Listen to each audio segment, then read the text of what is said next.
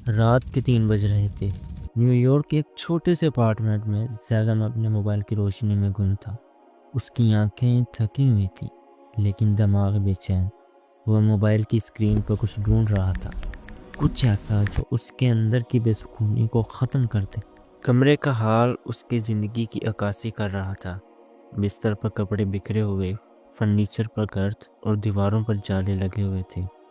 اس کا دل بھی اسی طرح الجھا ہوا تھا، سکون سے خالی اور مقصد کے بغیر۔ صبح کے 5:30 بجے اذان کی آواز گونجتی ہے کہ یہ الارمز بجتے ہیں، لیکن زیغم کا ہاتھ کمبل کے نیچے سے نکلتا ہے اور انہیں بند کر دیتا ہے۔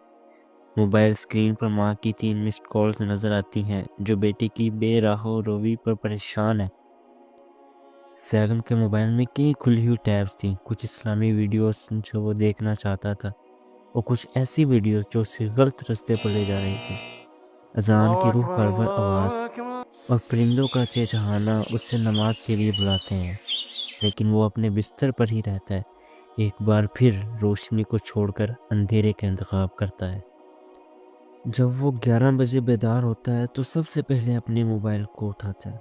اس کی ماں کا پیغام آتا ہے، بیٹا امید ہے تم ٹھیک ہو، نماز مت بھولنا۔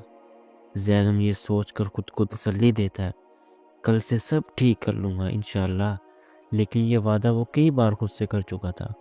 پڑھائی کرنے کے دوران بھی اس کا دھیان بار بار موبائل کی طرف جاتا ہے۔ وہ خود سے کہتا ہے بس 1 منٹ کے لیے، مگر یہ 1 منٹ 2 گھنٹوں میں بدل جاتا ہے۔ وقت گزر رہا تھا لیکن اس کی زندگی وہیں کی وہیں تھی۔ شام کو مغرب کی اذان ہوتی ہے اور زیغم کچھ دیر کے لیے نماز کی طرف بڑھتا ہے، لیکن افسوس موبائل کی آواز اس سے روک دیتی ہے۔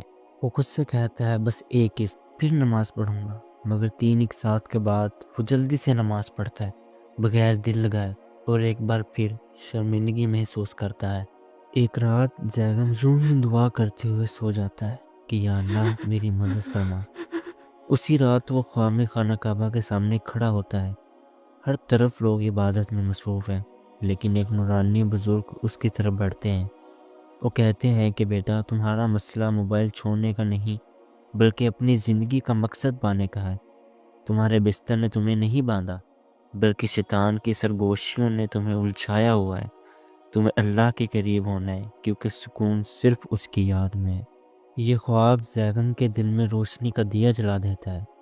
اگلی صبح وہ وضو کر کے فجر کی نماز ادا کرتا ہے۔ وہ قرآن کی تلاوت کرتا ہے اور دعا مانگتا ہے، لیکن شیطان آسانی سے ہار ماننے والا نہیں تھا۔ زیغم کو احساس ہوتا ہے کہ اس کا اصل دشمن اس کا نفس اور شیطان ہے، جو اسے مسلسل مایوسی کی طرف دھکیل رہا تھا۔ وہ خود سے کہتا ہے، شیطان مجھے یہی باور کرانا چاہتا ہے کہ میں کبھی بدل نہیں سکتا، لیکن میں اس کی باتوں کو اپنے اوپر حاوی نہیں ہونے دوں گا۔ زیغم نے فیصلہ کیا کہ وہ اپنی زندگی کو نماز کے محور پر لائے گا۔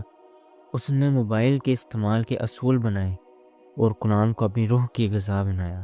اس نے یہ جانا کہ سکون صرف اللہ کی یاد میں ہے، اور اللہ پاک قرآن پاک میں فرماتے ہیں کہ اللہ کے ذکر سے ہی دلوں کو اطمینان ملتا ہے۔ یہ کہانی ہر اس مسلمان کے لیے جو اپنی زندگی میں روشنی کی تلاش میں ہے۔ اگر آپ بھی زیغم کی طرح اپنی زندگی میں الجھنوں کا شکار ہیں تو جان لیں کہ اللہ کے قریب ہونا ہی اصل کامیابی ہے۔